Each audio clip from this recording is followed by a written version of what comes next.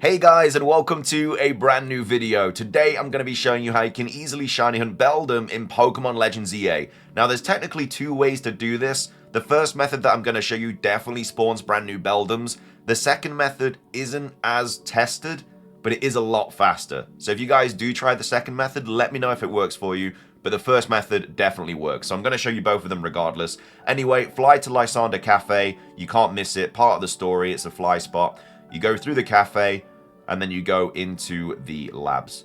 So this is the first shiny hunting method for Beldum. So you're going to use this teleporter here, which sends you into the Doublade and the Hone Edge room. Very, very good spot for shiny hunting these Pokemon. Again, we've already covered this in a previous video. But you're going to run through here, run through this corridor, and then you're going to run this way, and then you're going to run into here, and then you're going to take a left, and then there is a teleporter here.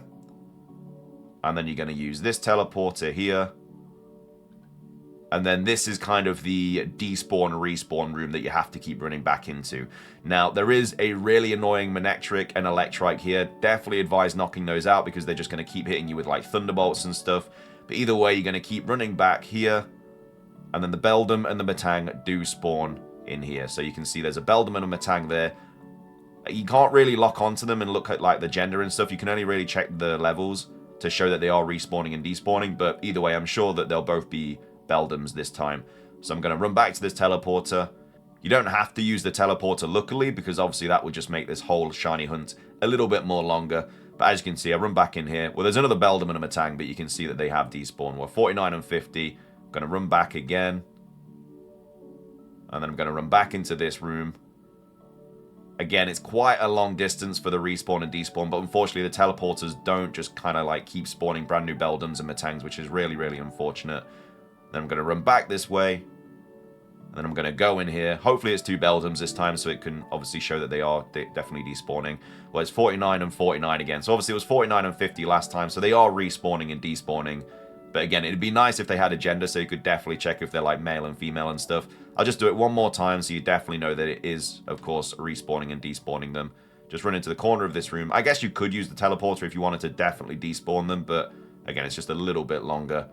And then you run back into this room, and then it is a, yeah, well, there's an Alpha Beldum there this time. So you can see that they're definitely respawning and despawning. So that's method one. Again, quite time consuming because you have to keep running all the way back down here, which again is quite a long distance.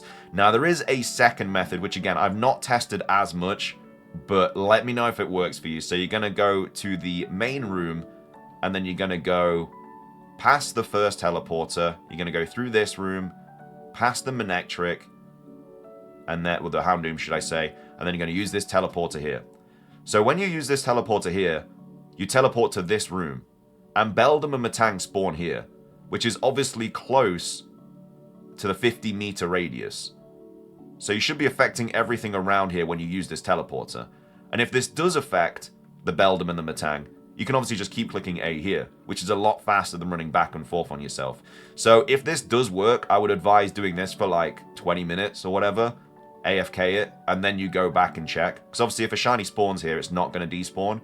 It's just I can't 100% test it because every time I'll go back to check them after like 20 minutes, they will, of course, be different Beldums because I would have used different teleporters to get here. So I'm not 100% sure about this method. It might work. In theory, it should work because, again, you're spawning everything in a 50-meter radius around you, and the Beldums and the Matangs are in this room. But I can't test it because I've not found a shiny doing it like that.